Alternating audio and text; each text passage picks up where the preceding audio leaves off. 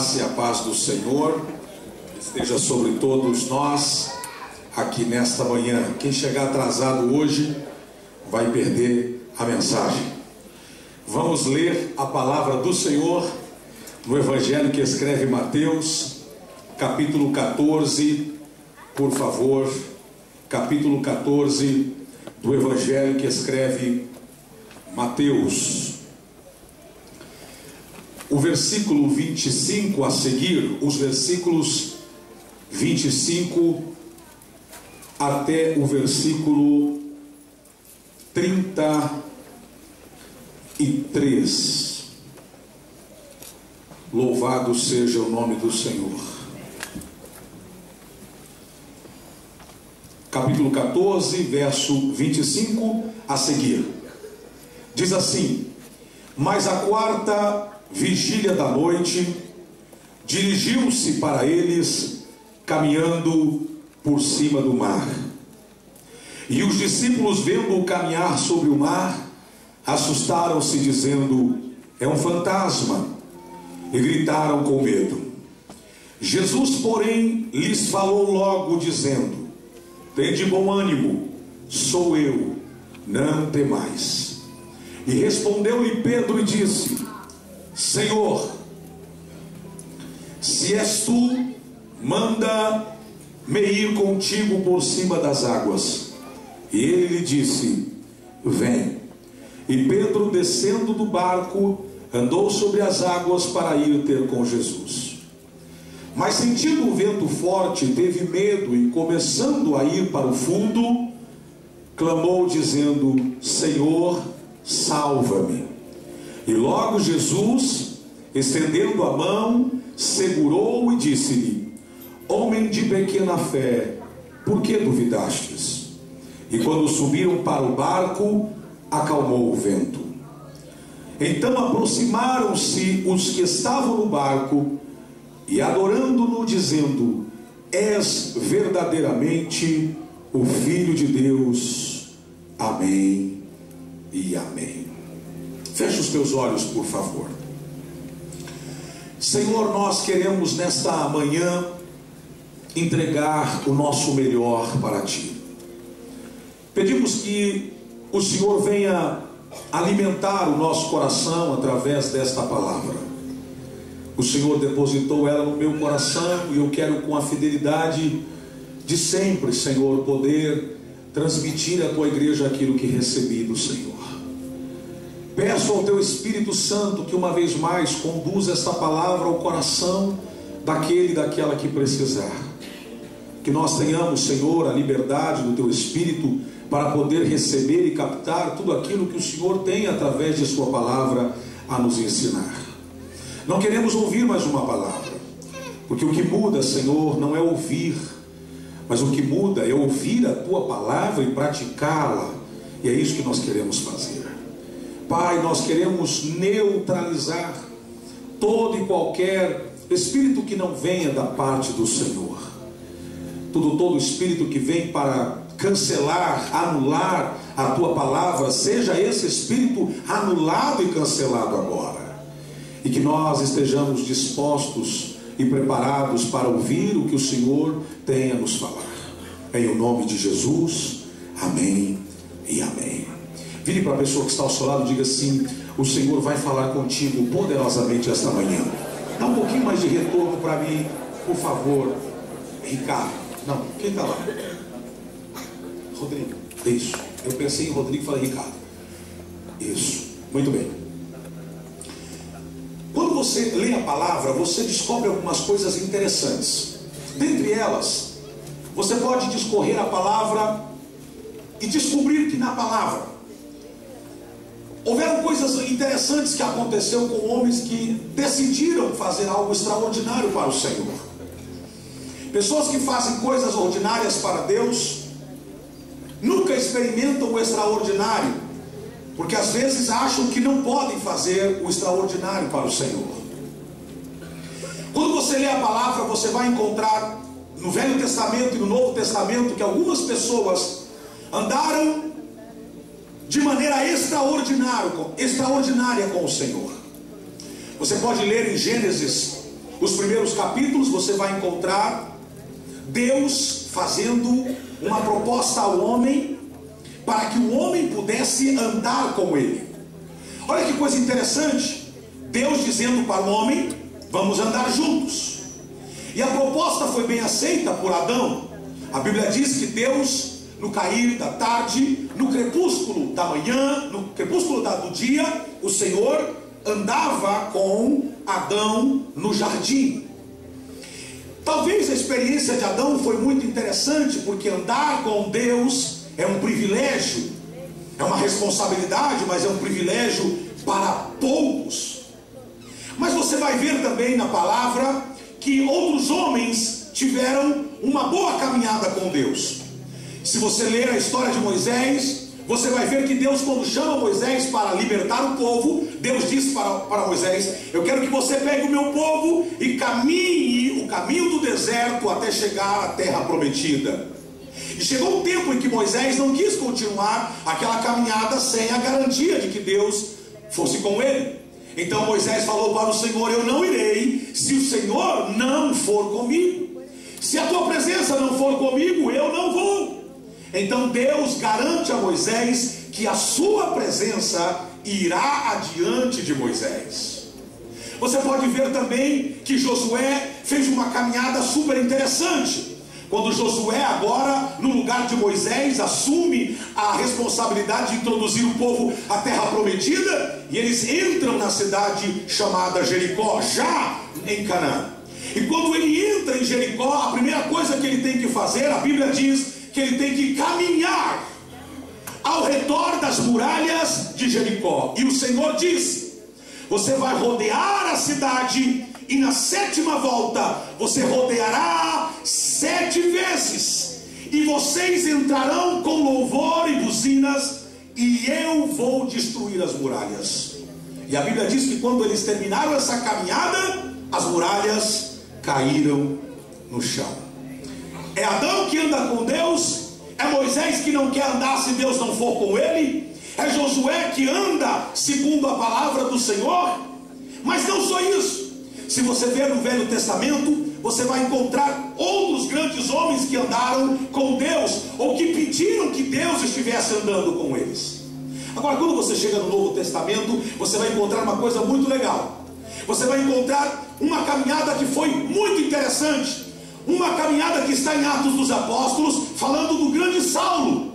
O grande Saulo, que depois foi conhecido como Paulo, apóstolo Paulo, não consagrado apóstolo por nenhuma escola apostólica, mas pelo reconhecimento apostólico, e ele foi considerado o maior dos apóstolos.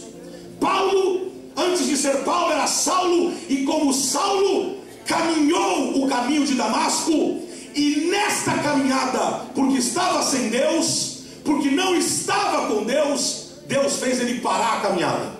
E na parada dessa caminhada, ele cai do animal que ele está montado, fica cego, e ele tem que fazer o caminho ao contrário daquele que ele estava cavalgando, agora guiado pela mão de outro. Cego, sem possibilidade de enxergar, volta, entra na cidade, vai para uma rua chamada direita, e ali permanece, até que Deus manda um outro homem caminhar. Agora é um homem que caminha até a casa onde está Saulo, para resolver o problema de Saulo. E quando este homem entra na casa onde está Saulo, na casa do irmão Judas, na rua chamada direita, ele entra e diz para Saulo, Saulo, ou melhor, ele não chama de Saulo, ele diz, irmão Saulo. E pondo as mãos sobre Saulo, caiu como se escamas dos seus olhos, e este lhe disse, agora havereis de saber o quanto se deve padecer pelo meu nome. E Paulo se torna o grande apóstolo, que agora não aceita caminhar se Jesus não for com ele. E Paulo agora assume essa responsabilidade de ser o porta-voz do Evangelho, e sofre pra caramba por levar Jesus com ele na sua caminhada. Tem outra caminhada muito interessante no Novo Testamento. É a caminhada que o próprio mestre decidiu caminhar. Foi chamada de ou caminho doloroso, ou rua dolorosa, ou chamada de a grande caminhada da Petrólea, aonde o próprio Cristo foi conduzido ao madeiro. Ele caminhou pendurando nos seus ombros o próprio madeiro que ia ser morto, e ele foi caminhando pela via dolorosa até chegar no Gólgota, aonde ele foi pendurado. Essa foi a caminhada que mudou a nossa história, porque depois da morte ele foi enterrado, e quando ele estava enterrado, 2 dos seus discípulos estão também caminhando agora, estão caminhando, conversando sobre os últimos acontecimentos. E a Bíblia diz que no meio do caminho, Jesus, que gosta de caminhar com a gente, interrompe a caminhada dos 2, e Jesus começa a caminhar lado a lado deles.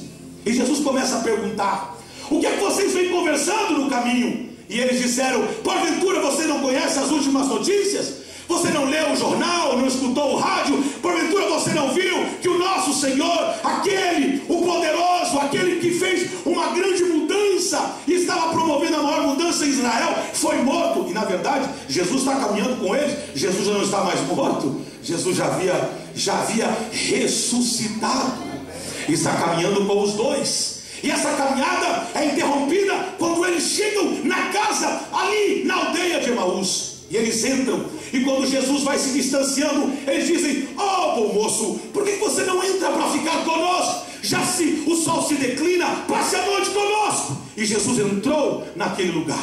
Quando Jesus entra na casa, acontece algo misterioso, porque Jesus, as paredes não podem suportar a Jesus, as paredes não podem barrar a Jesus, as paredes não podem parar Jesus, nada pode parar a Jesus. E Jesus cruza a parede. Eles estão conversando, Jesus desaparece, e os 2 começam a dizer: porventura não ardia o nosso coração quando ele conosco caminhava e nos falavam tais palavras, e o nosso coração ardia? Gente que Jesus caminha do lado e ele não percebe, gente que Jesus está caminhando com ele, ele não se dá conta. Agora tem uma caminhada extraordinária, que é essa que eu acabei de ler. Essa eu acho que é impressionante, porque ela nos desafia. Porque caminhar no solo é possível, caminhar na areia é possível, caminhar em cima de uma montanha é difícil, mas é possível. Agora a caminhada de Mateus capítulo 14 é de um homem que decidiu caminhar sobre as águas. Aí não é para qualquer um, aí não é para qualquer um que diz: eu vou andar. Aí é para gente que se sente desafiado por Deus, para sair da esfera natural e passar para a sobrenatural. Gente que cansou de andar naquilo que lhe dá sustentação, ou naquilo que lhe dá uma pseudo segurança, e porque ouviu a voz de Cristo, disse: se Ele mandou, eu vou, e não tem ninguém que vai me deter, e tem capacidade de andar pelas águas. E isso para nós resulta uma coisa muito complexa, porque nem eu e você temos capacidade de sair daqui e ligar uma banheira e dizer: eu vou cruzar a minha banheira sem encostar o pé na banheira, eu vou andar sobre as águas. Não, nem isso dá, quanto mais encarar um mar. Agora, encarar um mar já é difícil, mas esse mar aqui é muito complicado, porque esse mar aqui em que os discípulos estão é um mar que está agitado, que os ventos lhe são contrários, há uma grande tempestade, e pior, Jesus mandou eles irem sozinhos, porque Jesus queria ficar sozinho. Ouça por favor, quando os discípulos entram no barco, o texto é muito conhecido, as suas aplicações que eu quero me deter aqui hoje e fechar a ideia para esse tempo nessa manhã. Quando os discípulos estão no barco, a Bíblia diz que 3 horas da madrugada, a que horas? A que horas? 3 horas. 3 horas não é hora de ficar andando sobre o mar. É igual a história do bêbado que saiu do bar e bateu o carro num poste. Saiu do carro, olhou para o poste, olhou para o relógio, falou: 4 horas da manhã, isso é hora de poste estar na rua. gente que acha que os outros estão deslocados e ele está certo, gente que acha que o mundo corre ao redor dele, para ele e para suas próprias necessidades. E aí entra Jesus para romper com a normalidade religiosa, para te ensinar algo extraordinário. Porque se andar sobre as águas a qualquer hora do dia é difícil, mais complexo ainda é você estar no meio de uma tempestade. Eu acho que ninguém aqui já enfrentou uma tempestade. Eu lembro que uma vez nós fomos pescar, meu pai, um outro pescador chamado Pastor Pedro, e nós fomos pescar no Paranazão, Paranapanema, para alguma coisa, e quase parou a gente. E eu lembro que no meio da pescaria, o tempo fechou, meu pai muito esperto na questão de pescaria, o outro também, estávamos pescando curvina, e o tempo foi fechando, e meu pai falou assim: dá para aguentar mais um pouquinho. E o tempo foi fechando, dá para aguentar mais um pouquinho. Quando começou a cair água, o Pedro falou assim: acho que é melhor a gente ir embora. Não, agora que vai começar a dar peixe. Começar a dar peixe. Trovões, relâmpago, o negócio foi fechando. Aí o Pedro falou: tá, vocês vão embora. E aí meteu-lhe a mão naquela manivela e começou. Vrim, vrim, vrim. Eu falei: gente, para de brincadeira, liga esse negócio logo. Não, isso aqui é só. Mexeu assim, bateu assim uma pedra. E começou a chover forte. Falei: gente, isso aqui não vai virar. Isso aqui vai virar novela mexicana. Aqui vai perder longe. Quando nós estávamos no desespero já, achando que já orávamos, já clamamos e tal, o bendito do motor ligou. A primeira coisa que nós queríamos, primeiro que já não se enxergava absolutamente mais nada, a primeira coisa que nós queríamos é que aquele barco tropeçasse numa ilha, que aquele bote, que aquele barquinho pudesse estacionar em algum lugar sólido, para você sair do risco de morrer afogado. Até porque ninguém tinha salva-vida. Estava todo mundo na fé de que aquele dia não ia chover. E por isso que fé demais não cheira bem. Agora, quando você chega numa situação tão grave como essa, você pensa em coisas assim, tão básicas. Por exemplo, seria tão bom eu estar no asfalto? Seria tão bom eu estar qualquer área que me garantisse que os meus pés não afundassem. Chegamos, um susto, trauma generalizado, não queria mais pensar de jeito nenhum. E aí acontece uma coisa muito interessante. O medo de morrer afogado é natural para quem está nas águas. Você não pensa em morrer por um raio que te parta nas águas. Você diz: eu vou morrer afogado. Ninguém pensa em um outro tipo de catástrofe ou de morte quando você está no meio de um mar, porque o teu bote é a tua expectativa e a tua esperança, até que o bote começa a encher de água, até que a tempestade começa a engrossar, até que eu estava em Belfast, se eu não estou equivocado, o museu do Titanic é Belfast, é o Dublin. Belfast, ok. E nós fomos ver o museu do Titanic. E entramos e vemos toda a estrutura de como foi feito e tal. E uma estrutura impressionante. E ali está o relato as últimas frases que o comandante mandou para os homens em terra. A primeira frase: colidimos com um grande iceberg. Começou a entrar água na nossa embarcação. Passado algum tempo, minutos, por favor, mande socorro. Porque a primeira mensagem foi SOS, depois entrou água, batemos no iceberg, começou a entrar água, e em poucos minutos, a última frase: não temos mais tempo, estamos nos afogando. É rápido. Para você se afogar, é rápido. para você morrer afogado é rápido, irmãos. Demora você levantar a vida, demora você levantar uma família para destruir, é rápido. Demora você criar um filho para destruir, é rápido. Demora você levantar uma história para destruí-la, é rápido. Salomão diz: um pouco de estultícia pesa mais do que toda a sabedoria. Ele quer dizer, você pode ter 90 anos de boa história, e no último milésimo de segundo de vida, você falar uma palavra que quebra toda a sua história de 90 anos. Você será lembrado pela última palavra e não pelos 90 anos que você construiu a sua história. Essa é a grande dificuldade que temos. Agora, veja só, quando você se vê em risco, a tendência é que você sinta um medo natural. Michel, será que conseguiu? Ah, você é uma bênção. Você vai passar primeiras fotos? Primeiras fotos. Apaga as luzes aqui. Olha para essa foto. O que é que você está vendo aqui? Um parapente. E essa coisa aqui sou eu. Ok? Esse sou eu. Parece o quê?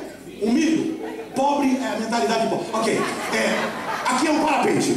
Aqui sou eu. Morrendo de medo. Só que eu não estou morrendo de medo o tempo todo. Tem umas fotos, mais umas fotos, por favor. Aqui eu estava feliz da vida. Até porque eu estava subindo com a minha esposa uma montanha no Rio de Janeiro, que eu esqueci o morro, e eu estava... Era sonho dela, que tornou-se o meu pesadelo. Isso. Eu estou ficando rouco, cara. Eu não quero ficar gritando. Aí o que acontece? Que coisa interessante. Aqui eu estou com cara de felicidade. Até porque quem está tirando a foto é a minha mulher. Sorria, você está sendo filmado. Depois passa outra foto. Ah, que alegria! Aqui ela estava praticamente pronta para descer com o instrutor. E eu estava ali dizendo: que coisa extraordinária, é maravilhoso. Outra foto. Aqui eu já estava com algumas parafernálias. Já estava com um capacete que não te ajuda a porcaria nenhuma. Ajuda a não dar galo, mas você morre, quebra o pescoço. Aí, e tem esse negócio que vai ser alguma segurança. Próxima foto, por favor. Próxima foto. Aqui o negócio começou a ficar feio. Quando eu vi minha mulher indo, olha a cara dela. A cara dela é de gente assim: eu estou indo realizar o meu sonho. Quando eu olhei para isso daqui é nuvens. A montanha está sobre as nuvens, e debaixo dessas nuvens está Rio de Janeiro. Se errar, cai na Rocinha.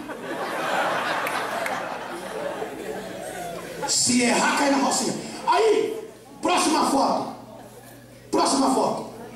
Aqui sou eu, Superman, marido da Kenny, pai do Gustavo e da Giovana. A Giovana era tão pequenininha e quase ficou sem o pai. Próxima foto, não sei se tem mais. Aqui sou eu chegando. Próxima foto. Agora coloca o vídeo.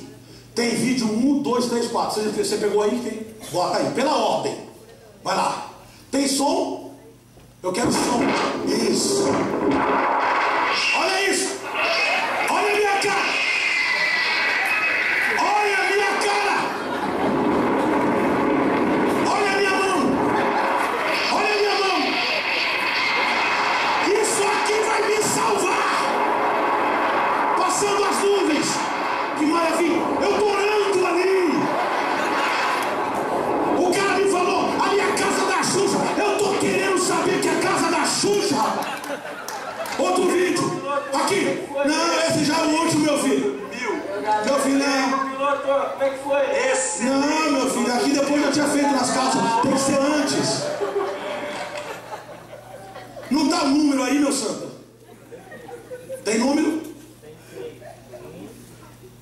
Fala mais alto, meu santo. Tenho um, já foi. 4, 2. Misericórdia. Então vai no 2, santo.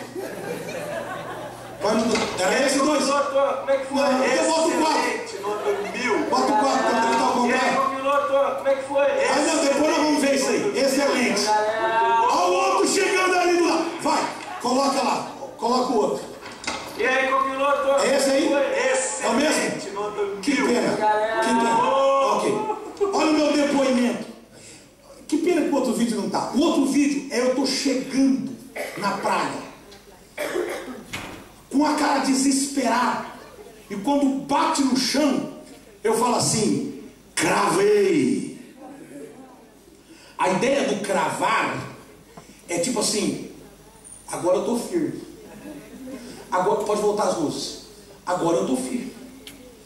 Você, diante de uma coisa que te coloca em risco, você fica com medo. Um medo natural.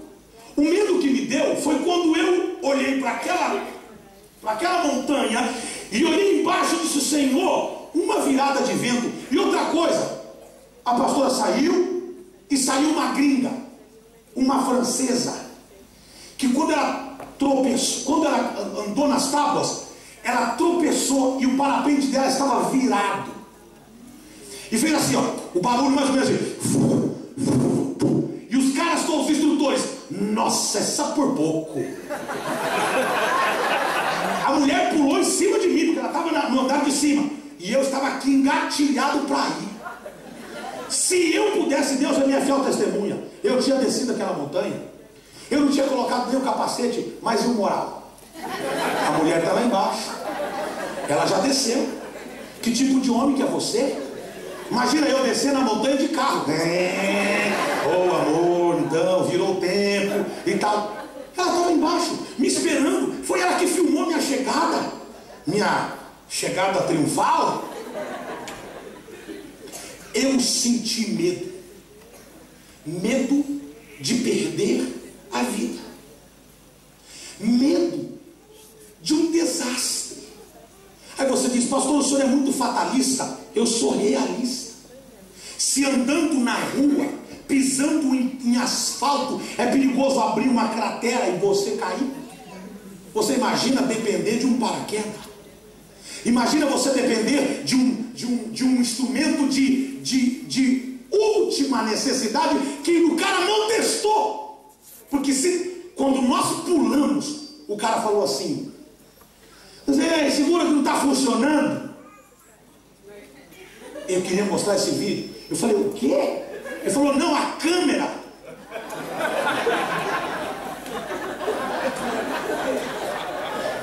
Irmãos, eu senti. Falei: hoje, qual é a tua reação quando você está sob pressão? Que você vai vendo as coisas que eram grandes se tornarem, que eram pequeninas se tornarem grandes. Eu em cima da montanha olhava aquela cidadezinha, a praia parecia uma piscina. As pessoas pareciam um cisco de terra, de areia. Mas quando você vai descendo, aquilo que é pequeno vai tomando uma dimensão enorme. Qual é a tua atitude?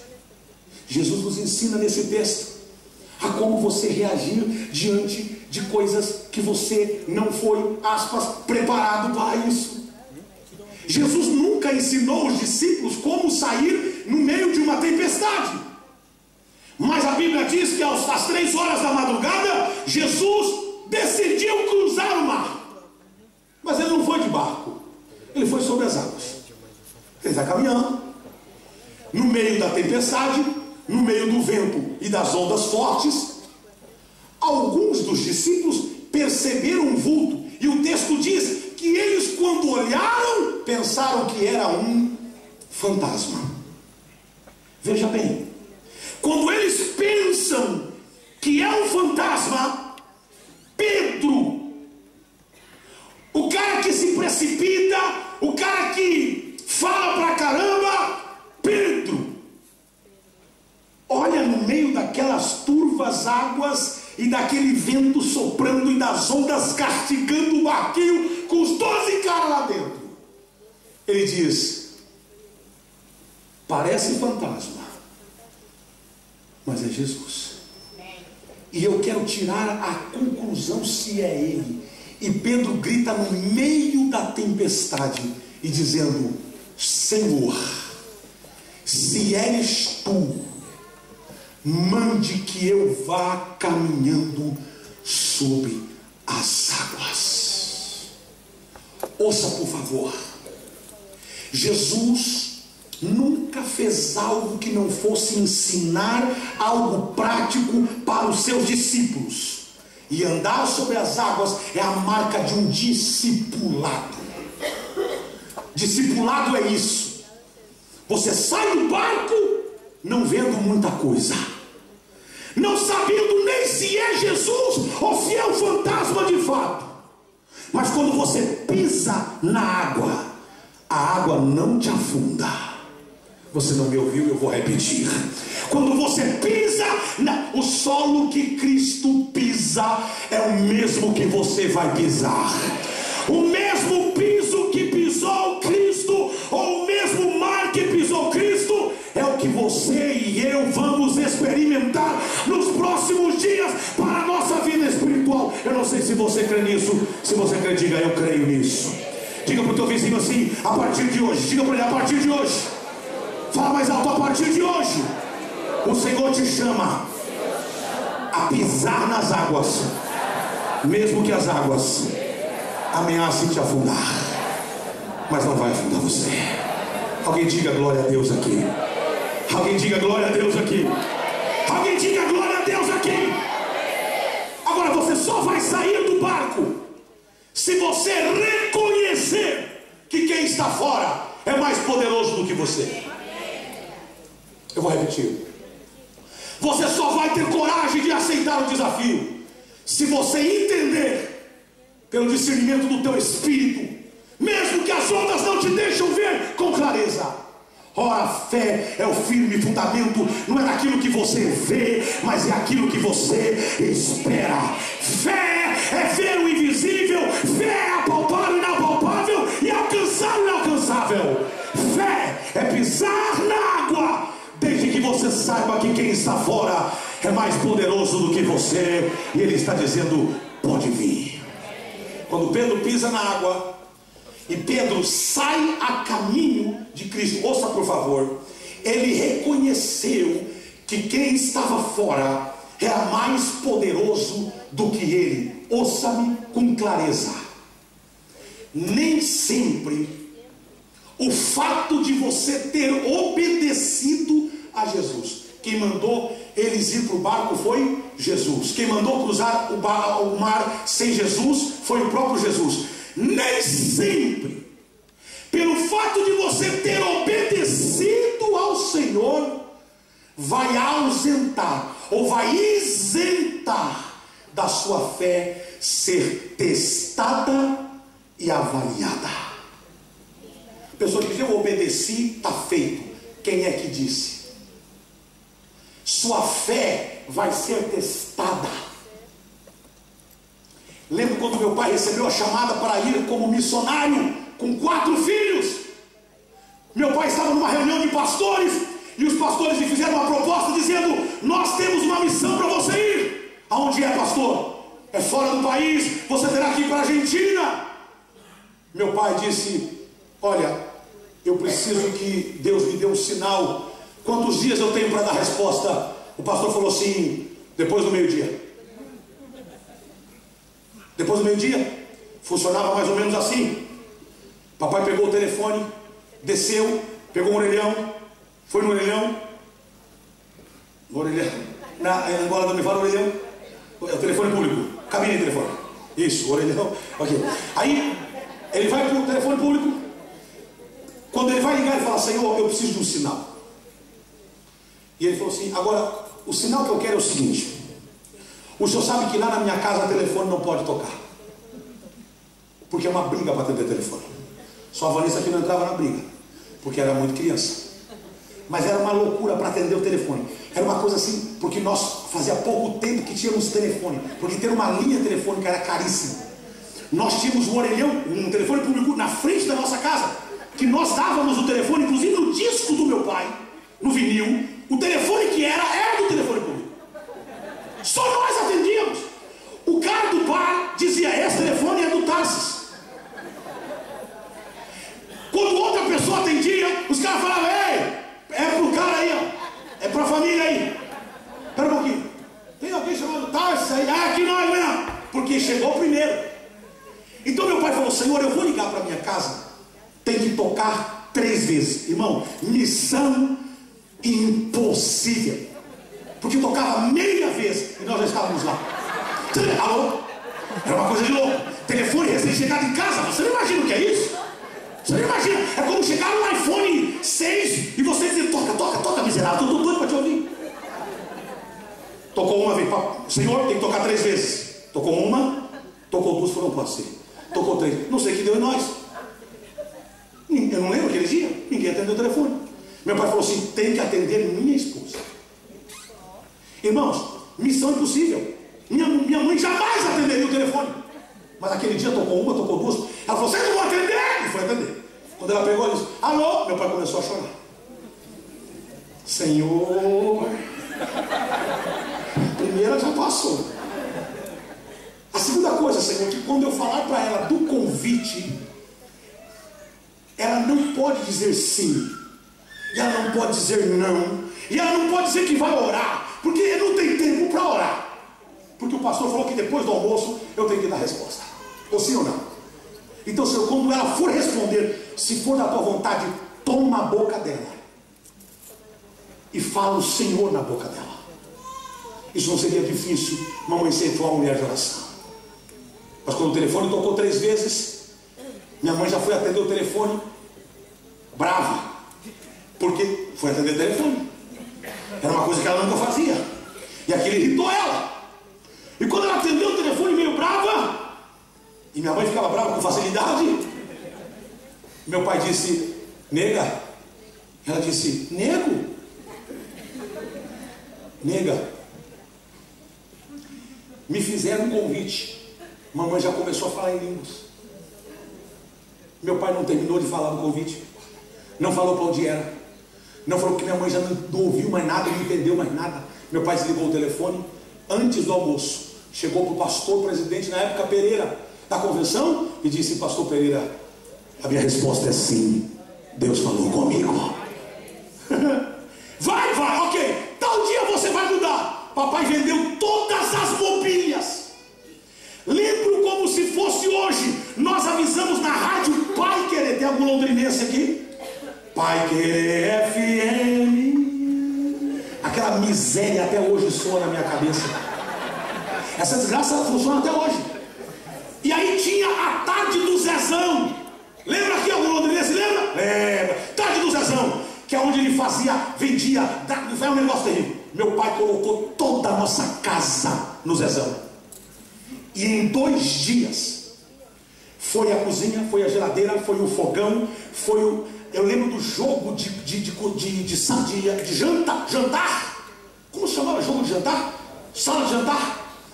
Linda, com cadeiras estofadas, que meu pai demorou não sei quanto tempo a pagar.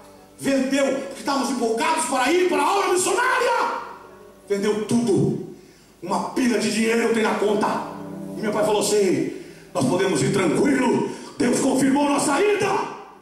O Collor de Mello entrou, lambeu todo o dinheiro que estava na conta. Collor de Mello foi um presidente que nós tivemos, lambeu todo o dinheiro. Meu pai disse: meu Deus, agora segurar o dinheiro.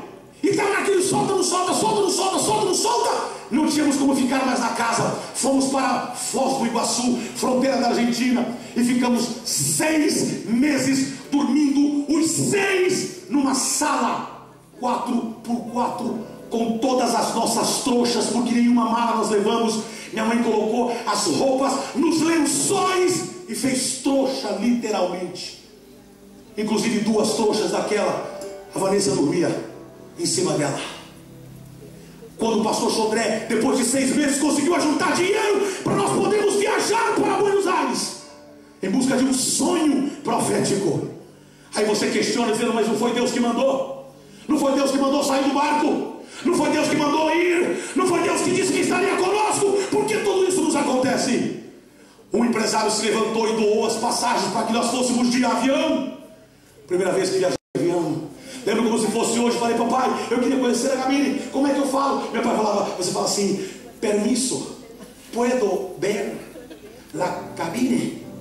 E eu decorei isso, eu e o Cleverson, e nós fomos ver a cabine. Lembro como se fosse hoje. Chegamos no aeroporto de Ezeiza, no centro de Londres, de Buenos Aires. Papai, acomodando as caixas, deixou a pasta dele em cima do carrinho, com toda a oferta que foi dada para começar a vida nas missões, com os passaportes.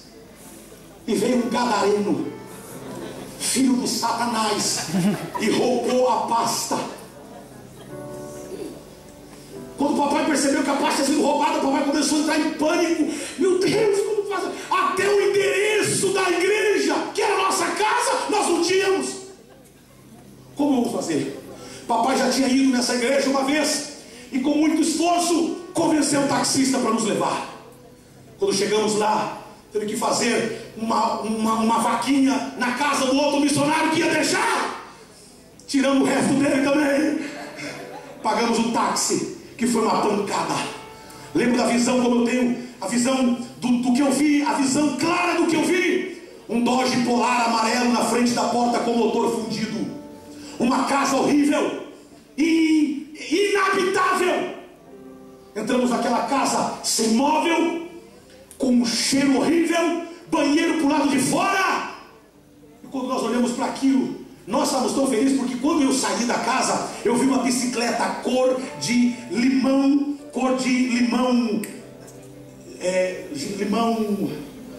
como é que fala? Limão flor. Tua história assim, até isso, né, meu filho? Já me passou por um negócio muito parecido. E aí, eu encontrei aquela bicicleta. Eu nunca tinha uma bicicleta. Eu falei, o pneu estava furado. Eu já dei um jeito de arrumar aquele pneu. E estava enfim andar de bicicleta. E eu estava tão feliz, porque eu tinha bicicleta. Estávamos num lugar que não entendíamos ninguém. E você diz, mas não foi Deus que mandou? Não foi Deus que mandou sair do barco? Não foi Deus que mandou você ir? Por que te roubam os papéis? Por que te roubam tudo? Por que você perde tudo? Cadê esse Deus que mandou você sair? Você pisou e parece que está afundando. Foi lá nesse campo missionário que eu fui chamado para a obra. Foi lá nesse campo missionário que o meu irmão se formou pastor. Foi lá nesse campo missionário que Deus levantou o último menino da casa para a obra do Senhor. Foi no campo missionário que nós vimos argentinos e mais argentinos e mais argentinos, por incrível que pareça, aceitar Jesus como Salvador. Foi no campo missionário. Foi no campo missionário que o meu pai construiu uma igreja para poder abrigar o povo. Mas foi no campo missionário que meu pai quebrou a coluna quando estava fazendo a obra. E nós fomos levados para o hospital. Lembro como se fosse hoje, meu irmão Darcy Júnior. Foi na frente, o porteiro da fábrica do lado levou meu pai para o hospital. E o meu irmão ia orando, dizendo, Jesus, não leva meu pai, não leva meu pai. E ele ficou 4 meses com as pernas puxadas para que pudessem calcificar a cirurgia das suas costas. Foi no campo missionário que nós tivemos as maiores dificuldades da vida. Mas foi no campo missionário que nós aprendemos a andar sobre as águas. Hoje não tem água que me afunda. Sabe de uma coisa? Quando você aprende... Alguém está aqui, diga glória a Deus.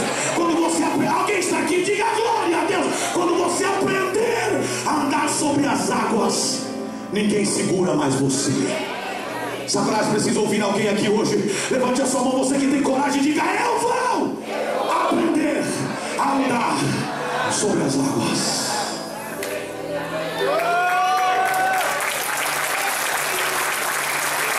Você só sai do barco se você reconhece que quem te chamou tem mais poder do que você.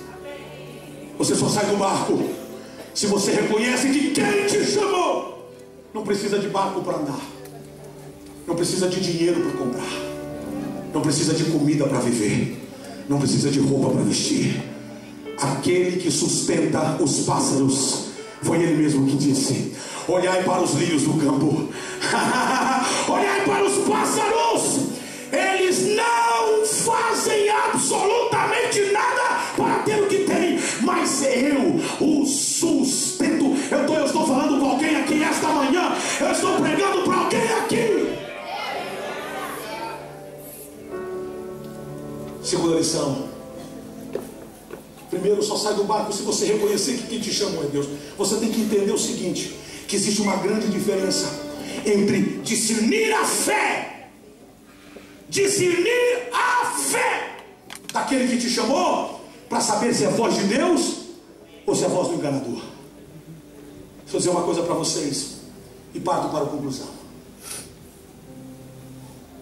Quando a tempestade alcançou aos discípulos, Marcos faz uma declaração profunda. Marcos diz, não Mateus, Marcos diz que o vento era forte, fustigava a embarcação, e Jesus, caminhando sobre as águas, diz Marcos, estava por passar. Diga comigo, por passar. Aí você pergunta, Jesus queria apostar corrida? Jesus começou a podar o barco? Não. Qual é a ideia? A palavra por passar, esse verbo passar, por passar, traduzido no original para o grego, a explicação é essa. No Velho Testamento era usado essa palavra, a mesma palavra por passar, era usado a palavra pareshormai, que quer dizer, era a mesma coisa de teofania. A minha presença vai estar. Não era passar como para podar, mas era para passar. Esse mesmo verbo foi usado para Moisés quando Moisés estava sobre a montanha. E Moisés disse, Senhor, eu quero te ver. E o Senhor disse, coloca o teu rosto na fenda, e aí usa essa palavra, e você verá a minha glória que vai passar. Essa mesma palavra é usada por Gideão em Juízes capítulo 6, quando ele está debaixo do carvalho lá em Ofra, que pertencia aos Asbiesrita, e ele estava malhando trigo no lagar, quando veio a presença do Senhor e sentou-se debaixo do carvalho, e ali era uma teofania, era a manifestação de Deus, e Deus está dizendo, Gideão, não temas, porque eu estou contigo, tão somente ser forte e corajoso, porque eu estou com você. Essa mesma manifestação é um padrão de fala do próprio Deus para nós. Quando você sair do barco, eu vou passar. Eu vou repetir. Quando você sair do barco, eu vou passar. E quando eu passar, eu solidifico aquilo que não tem solidez. Recebe essa palavra aqui, eu vou repetir. Eu solidifico aquilo que não é sólido. Eu faço água virar asfalto, eu faço mar virar rua, eu faço rua virar mar, porque eu tenho poder. Eu abri o mar e fiz o meu povo passar. O mesmo Deus que fez o mar e abriu o mar e fez o povo passar é o mesmo Deus que tem autoridade para andar. Alguém creia no que eu estou falando? Você precisa sair desta manhã aqui com uma palavra. Eu vou sair do barco. Deixa eu dizer uma coisa para você. Geralmente quem fica no barco são os bananas. Geralmente quem fica no barco quer sempre dizer para você, não saia, você vai morrer afogado. Não vá, não é ele. Não vá, é um fantasma. Pedro sabe bem o que quer. Dois amém. Tem gente com dúvida, eu vou de novo. Pedro sabe o que quer. Quando você sabe o que quer, se o Senhor falar assim, pode pisar aqui, é sólido, você pisa. E se eu afogar? Afoguei obedecendo. Abraão, eu quero teu filho. Quem, Senhor? Isaac, o filho que tanto amas. Ok, Senhor, não tem problema, o que o Senhor quer? Leve ao monte e sacrifício. Ok, tudo bem, eu estou indo. Quando ele vai sacrificar, o Senhor disse, para, não faça mais isso. Ué, Senhor, mudou de ideia? Mudei. O senhor mudou de ideia? Na verdade, você já provou o que queria. provei, Senhor. Você já matou Isaac?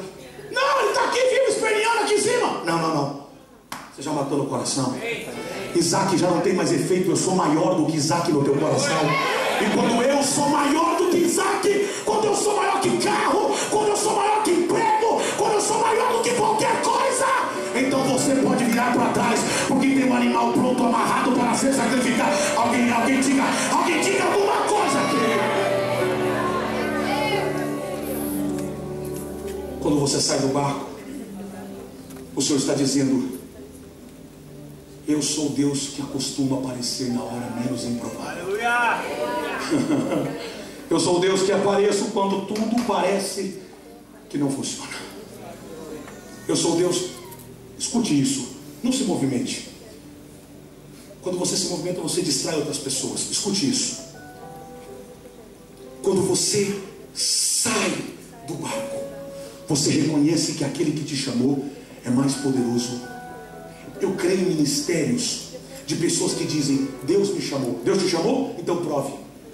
Qual é a maior prova que Deus te chamou? O mar não te afoga. Ah, esse amém está fraco pra caramba. Eu vou repetir. Sobe um pouquinho, Magu. Eu estou dizendo que quando você tem convicção da chamada, pode vir quente que eu estou fervendo, pode vir frio que eu estou quente, pode vir gelado que eu estou suando, pode vir de qualquer jeito.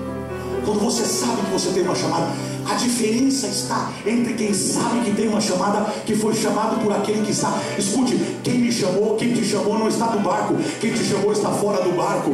Escute, quem te chamou está fora do barco, quem te chamou está do lado de fora. E é no lado de fora que você tem o teu grande desafio. Quando você diz: eu vou enfrentar a parada, eu vou enfrentar essa guerra, eu vou enfrentar a doença, eu vou enfrentar a guerra, eu vou enfrentar a luta, eu vou enfrentar a prova financeira, eu vou enfrentar a prova emocional. E Deus olha para você e diz: e não é que ele vai enfrentar mesmo? E não é que ele saiu do barco? E não é que ele está andando? E não é que... E você vai se surpreender quando as águas não te afogar.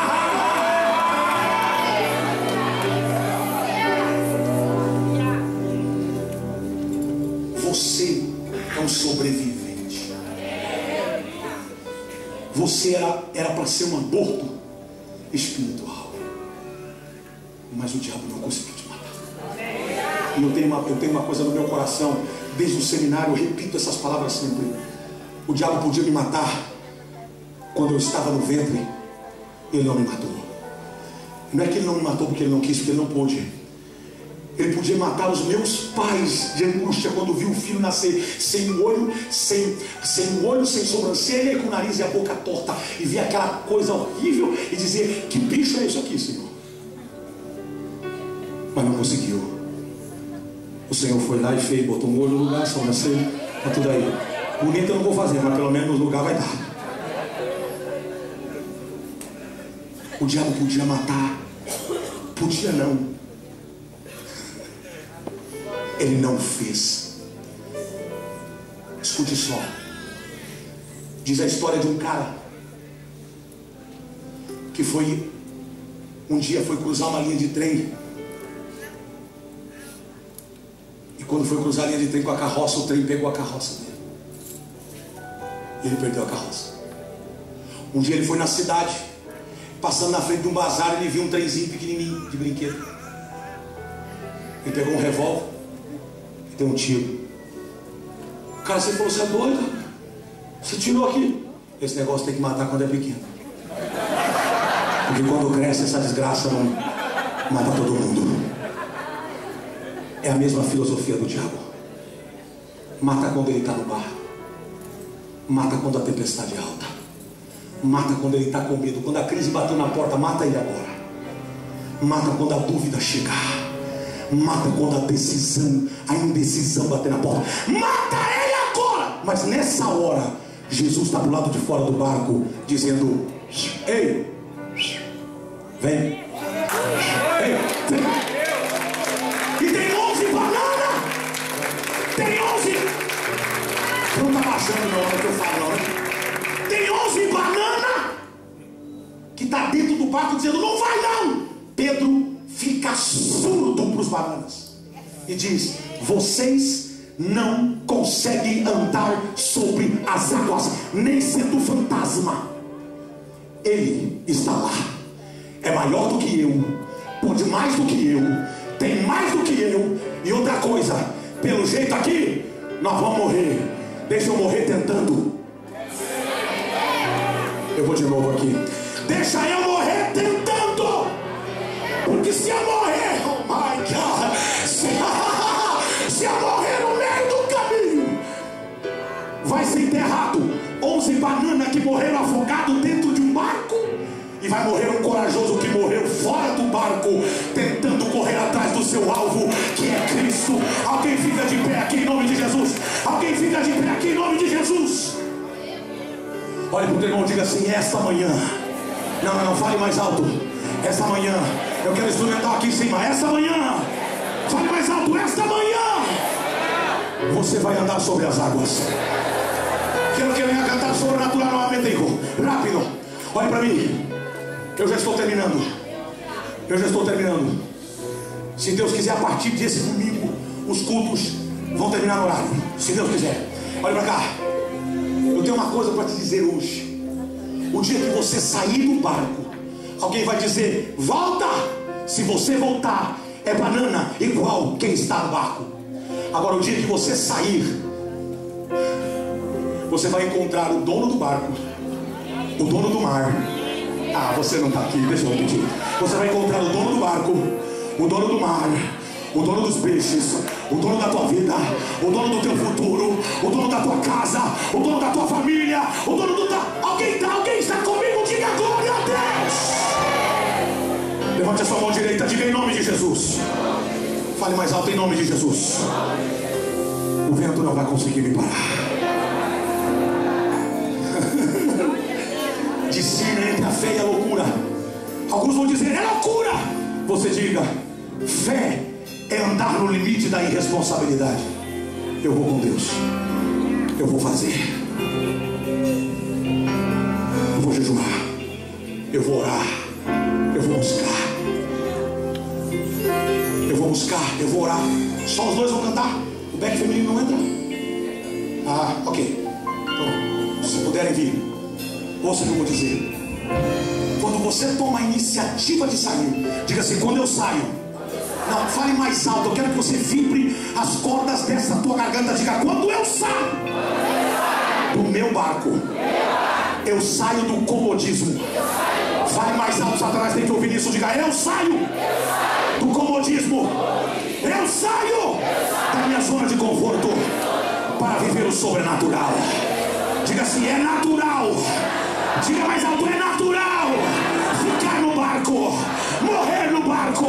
Agora levante a sua mão e diga: é sobrenatural eu sair do barco, andar sobre as águas. Alguém diga glória a Deus aqui.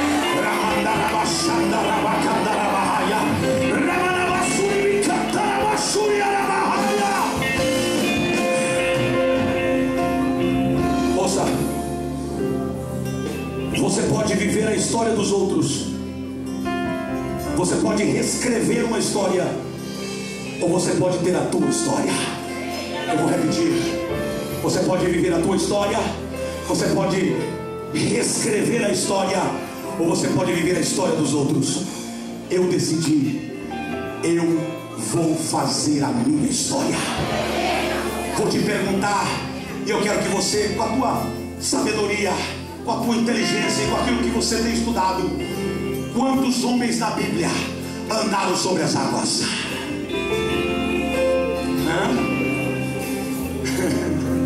Olhe para cá. Você vai ser o construtor da tua história. Eu vou repetir, tem meia dúzia que recebe. Levante a mão só quem recebe. Você vai pode cantar, meu filho. Levante a sua mão.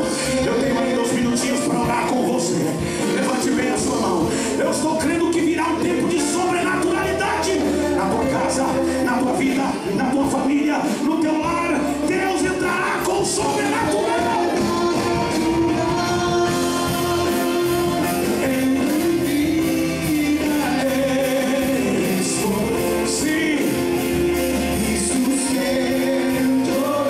Coloca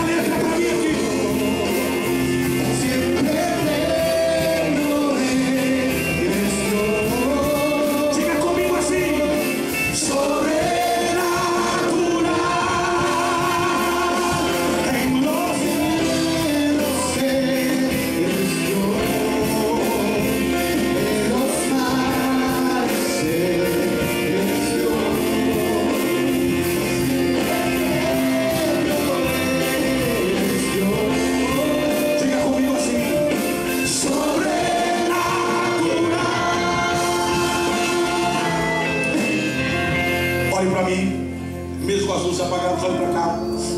Eu quero te fazer um convite hoje. A semana começa agora. A semana começou faz algumas horas, que é o primeiro dia da semana. Você pode enfrentar essa semana como um banana dentro do barco. Você pode enfrentar essa semana como um Pedro que saiu das águas, que saiu do barco. Se você experimentar sair da água, vai acontecer 3 coisas. Primeiro, você sabe que quem está te chamando é maior do que você. Segundo, você entendeu que a voz é dele. Você discerniu entre a fé e a loucura e tomou um poder de decidir. E decidiu sair. Decidiu. Eu vou te dizer uma coisa: o ano está acabando.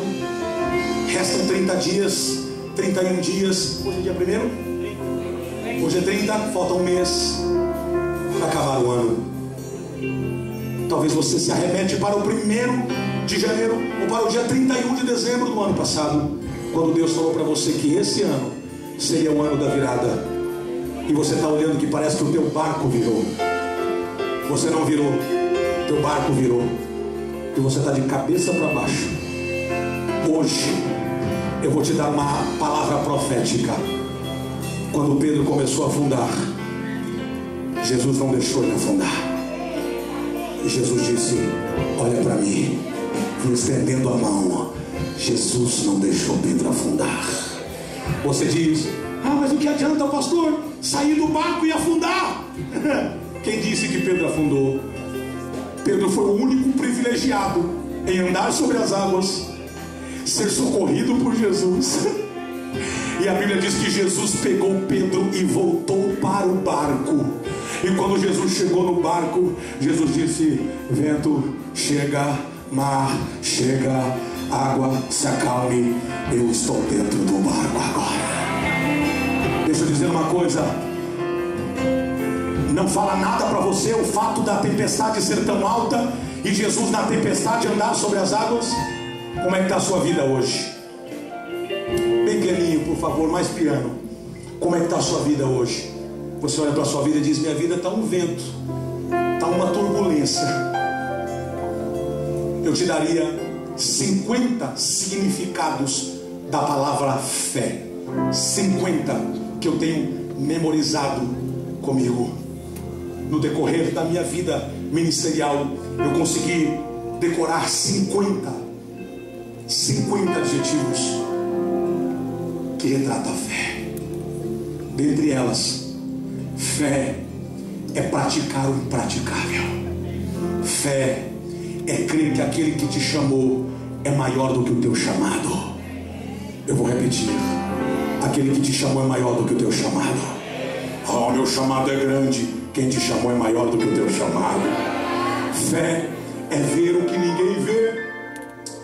Fé é poder tocar o que os outros dizem que sequer existe. Fé é alcançar pelo poder da palavra aquilo que está escondido em Deus, é trazido para o natural e é tomado com violência. Fé é dizer para Satanás: Satanás, você é poderoso nas suas artimanhas, mas o meu Deus é criador dos céus e da terra, e eu creio nele. Eu prefiro acreditar nele do que acreditar nas tuas sujeiras e nas tuas astúcias. Fé é você olhar para o marido bêbado e dizer pela fé: ele será o ganhador de almas.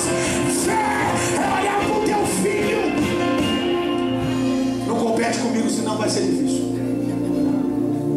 Fé é olhar para o filho e dizer para aquele filho que todo mundo desenganou, todo mundo desacreditou, e você olhar para ele e dizer: aqui está um profeta de Deus.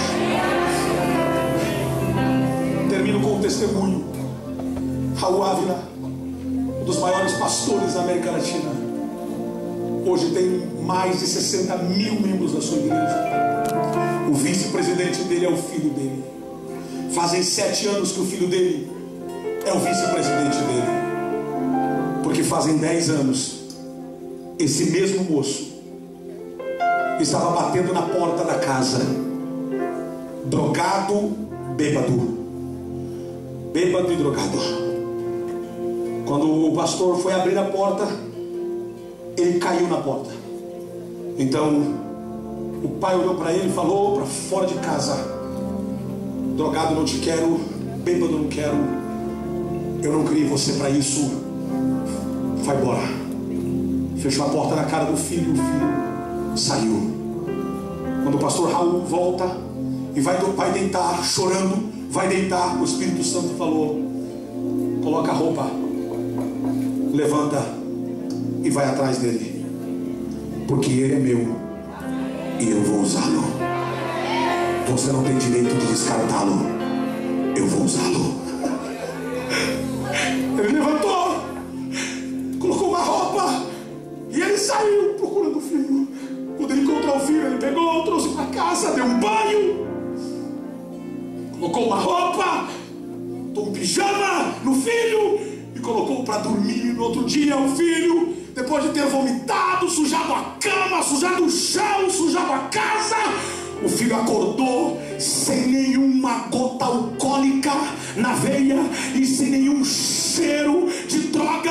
O filho levantou com as faculdades mentais todas em dia e disse: pai, Deus me visitou esta noite.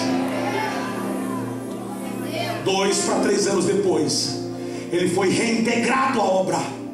Foi um escândalo. Quando ele reintegrado à obra, seu pai o ordenou a pastor. Muita gente saiu da igreja. Que loucura! Um cara com 3 anos na igreja, o pai ordenou a pastor. Para complicar mais, ordenou a pastor e colocou ele como vice. Hoje é um homem com tanto poder naquilo que fala, que é difícil escutar ele sem chorar, sem sentir o poder da palavra. Deixa eu dizer uma coisa para você: você não tem direito de descartar ninguém, porque a graça alcança o desgraçado. A graça pega quem não tem graça e coloca ele para andar sobre as águas. Eu estou profetizando para alguém aqui. Levante a sua mão, Espírito Santo. Fala com alguém aqui agora, Espírito Santo. Fala para alguém, faz o streaming aqui para mim. Senhor, eu peço que o teu Espírito Santo agora, eu não vou chamar ninguém aqui à frente, mas eu quero pedir que o teu Espírito Santo fale agora no coração de alguém que está aqui, que ele não tem direito de desistir, não tem direito sequer de desistir, porque o diabo é um mentiroso e um fracassado. Eu tenho a última palavra, é eu que determino. E eu estou te chamando, vem para fora do barco agora, porque eu já calcei as águas do mar. Elas estão calçadas e você vai caminhar com elas, nelas, como se estivesse caminhando sobre o asfalto. Sinta sair do barco agora. Sinta que ele está te chamando. Ouça as vozes contrárias que dizem para você: não saia, é loucura, o que você está fazendo? Você decidiu sair. Qual é o teu barco? Qual é a zona de conforto? O pastor Santo está liberado, filho. Qual é a zona de conforto? Qual é a zona do conforto? O que é que está te amarrando? O que é que está te segurando? O que é que está segurando você? Sai do barco agora. Eu termino essa palavra te dando 2 conselhos. Ou você sai do barco e tem a sua história escrita pelo dedo de Deus, ou você continua no barco e você vai ser mais um entre a multidão. O Senhor está te desafiando para os novos negócios, aonde Ele vai ser o Senhor. O Senhor está desafiando você para sair desse relacionamento corrompido, sujo, para viver uma vida separada para Deus. Não separada conjugalmente, separada para Deus. O Senhor está dizendo: sai desse relacionamento conturbado, sai dessa vida podre e ande pelo mar. Eu vou calçar o mar para você. Eu preciso de pelo menos meia dúzia que vão sair do barco hoje e vão caminhar sobre as águas. Eu preciso de uma equipe pastoral que tem pastores que tenham a coragem de dizer: eu vou aceitar o desafio, eu vou fazer, Deus vai acontecer. Deixa eu dizer uma coisa, eu preciso de gente que aceite o desafio. Eu preciso de gente no louvor que não vem aqui cantar porque sabe cantar, mas venha cantar porque saiu do barco, está pisando nas águas, e as águas não estão acabando com você. Se o Espírito tocar em você, então venha. Eu não vou chamar ninguém, mas o Espírito Santo está te empurrando para cá. Venha rápido. Deixa de ser banana.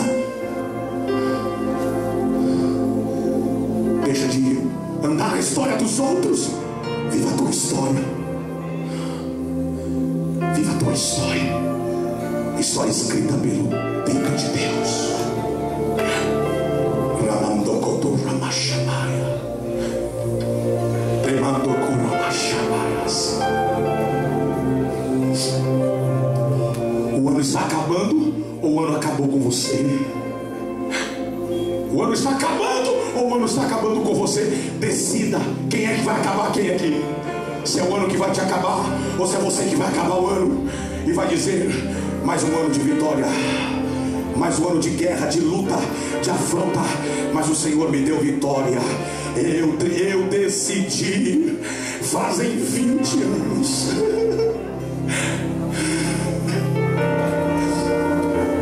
Eu decidi. Fazem mais de 20 anos. Saí do barco. Minha esposa sabe que pro barco eu não volto mais, a não ser se Jesus me levar pro barco. Eu não volto mais pro barco. Pedro só voltou pro barco porque não destruiu o barco quando ele se foi com Jesus. Decida hoje. Andai candarabasai. Kenderabashoramai. O Espírito Santo está falando aqui. Cessem os instrumentos agora. Você vai falar com Deus agora. O Senhor vai escutar você chorar agora. A tua lágrima vai ser pega. A tua lágrima vai se misturar com o mar. O Senhor está dizendo: eu preciso tirar você daí. Mas enquanto você não sair do barco, eu não vou te prosperar. Eu não vou abrir portas. Até porque as portas que foram abertas não fui eu que abri. E você entrou nelas e ficou frustrado, ficou envergonhado, ficou envergonhada. Você decide: ou entra pela porta que eu abro, ou entra pela porta que você abre. A porta que você abriu é no sólido. A porta que eu abro é no meio do mar. Se tiver coragem, venha, porque eu não vou deixar você cair. Eu não vou deixar você tropeçar. O Espírito Santo está aqui. Há uma glória de Deus aqui. Há uma glória de Deus aqui. Eu não quero induzir você através de um louvor, e nem através de um piano, e nem através de um toque de uma bateria ou de uma música. Eu quero que você vá até Jesus agora. Sentado, deitado, ajoelhado, prostrado. Mas você vai sair do barco. Senhor,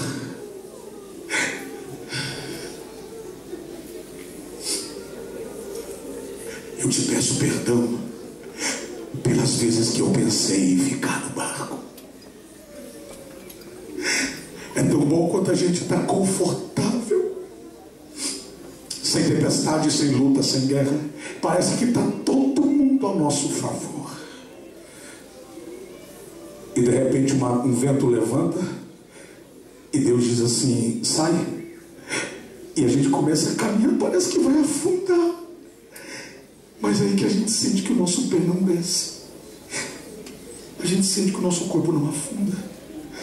A gente sente que não vai afundar. Mas mesmo se a gente começar a afundar, o Senhor vai estender a sua mão. Quando Jesus estendeu sua mão para mim, a minha vida foi transformada. E hoje Ele está fazendo isso com você. Sinta o poder da palavra agora. E quando você sair daqui dessa casa de oração essa manhã, não deixe nenhum banana colocar você no barco e morrer frustrado, porque nunca desafiou o improvável. Mas saia do barco e ande sobre as águas, em nome de Jesus.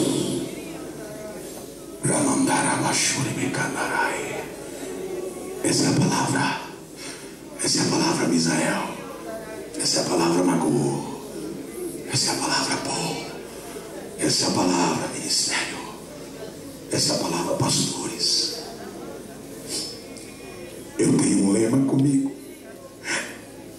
que essa semana ficou mais forte. Pro barco eu não volto. Pro barco eu só volto se Jesus mandar.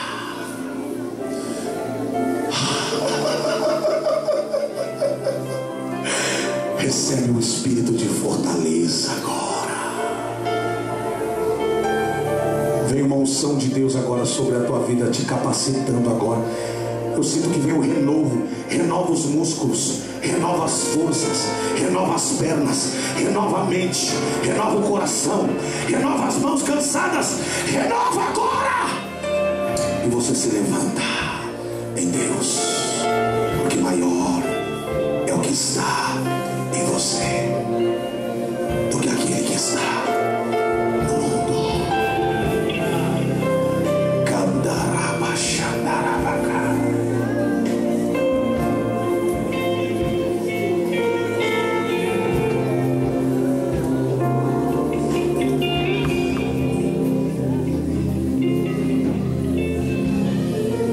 Em nome de Jesus, levante-se no teu lugar. Levante-se no teu lugar. Não sai daqui ainda.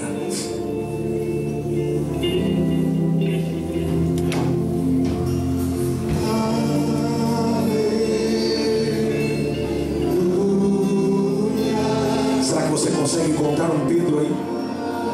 Um Pedro, uma Pedra, que você consegue dar um abraço e dizer: bem-vindo ao time. Bem-vindo ao time dos que saem do barco. Bem-vindo ao time dos que saem do barco.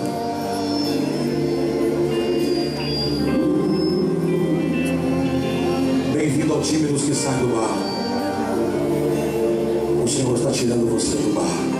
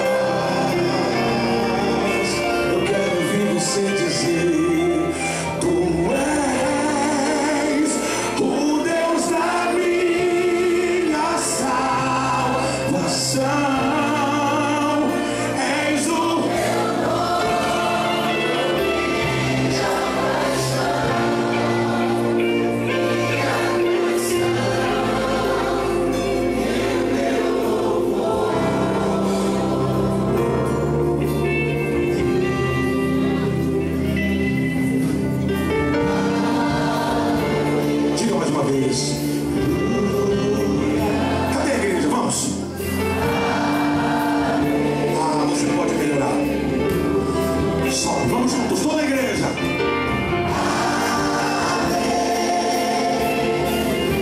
Eu quero ouvir a igreja dizer aleluia. Uma vez mais, diga.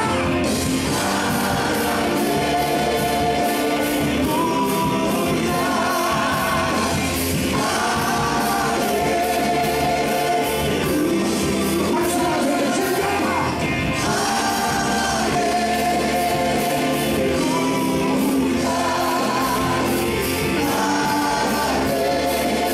Eu quero ouvir a igreja apenas dizer. Vai.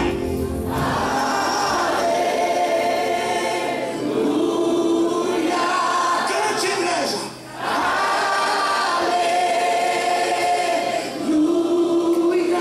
Eu quero ouvir.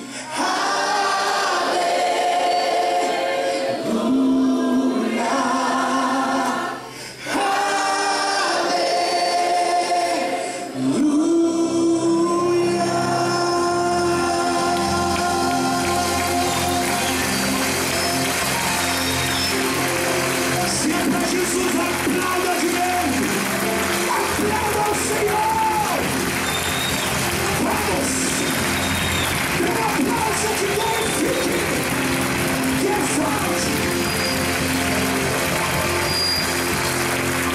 Oh, glória a Deus. Diga, esta semana o melhor de Deus virá sobre mim.